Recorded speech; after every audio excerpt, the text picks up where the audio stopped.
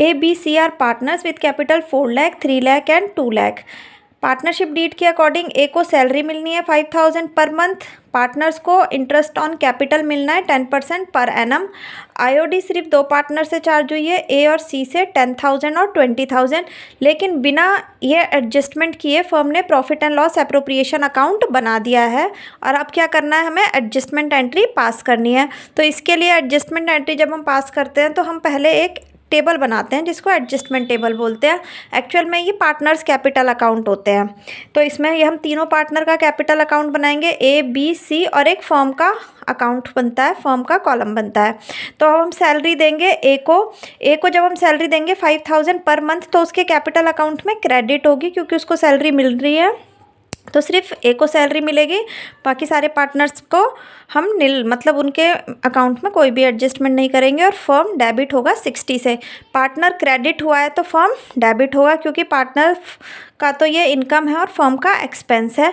IOC firm दे रही है partners को कितना, 40,000, 30,000 और 20,000 10% के अकॉर्डिंग। सो पार्टनर्स क्रेडिट हो जाएंगे और फर्म डेबिट होगी आईओसी के टोटल से। आईओडी यानी इंटरेस्ट ऑन ड्राइंग सिर्फ दो पार्टनर से चार्ज होनी थी, ए और सी से। तो आईओडी जो है पार्टनर्स का खर्चा है, तो इसीलिए पार्टनर्स डेबिट होते हैं। तो दोनों पार्टनर्स डेबिट होंगे, ए और सी। बी में कोई इफेक्ट नहीं होगा। और इसका टोटल क्योंकि पार्टनर्स डेबिट हुए हैं तो फर्म का कॉलम क्रेडिट होगा। अब हम लास्ट में क्या करते हैं, अब हमारी एडजस्टमेंट सिर्फ ये दो और एक लिए 3 एडजस्टमेंट्स हैं। अब हम डेबिट और क्रेडिट को टोटल करेंगे।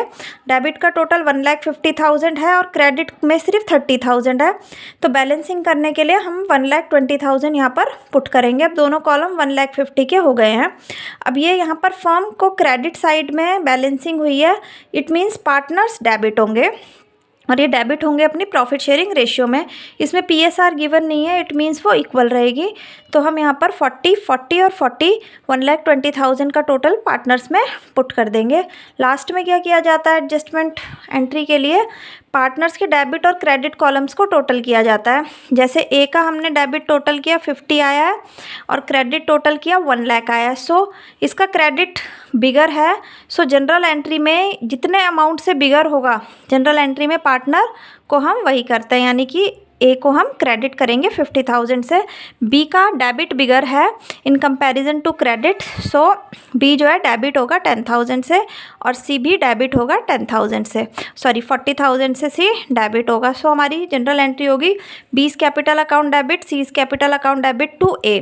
सो चेक हम कैसे करते हैं इसको कि हमारी जनरल एंट्री इक्वल होनी चाहिए, debit should be equal to credit, it means question सही है।